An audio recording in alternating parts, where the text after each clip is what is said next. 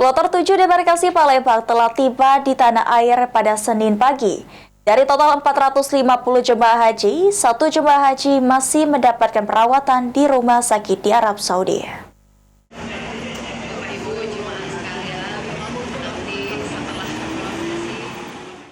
Sebanyak 449 jemaah haji kloter 7 debarkasi Palembang telah tiba di asrama haji pada Senin pagi.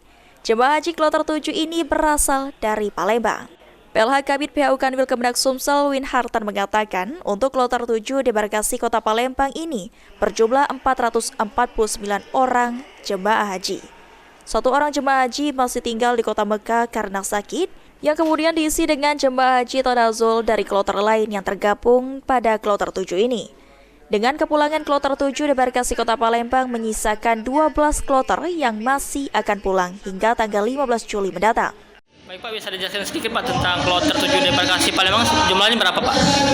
Kloter 7 ini jumlahnya 449 jemaah haji dan kemudian lagi ada satu orang yang tinggal atau sakit di Mekah, dan tapi ada yang diisi oleh jemaah haji Tanazul, yaitu dari kloter lain yang bergabung di jemaah haji kloter 7, jumlahnya 449 jemaah haji yang pulang ke tanah air.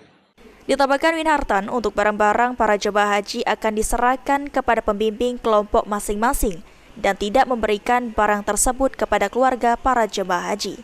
Ilham Mayuri, PAL TV.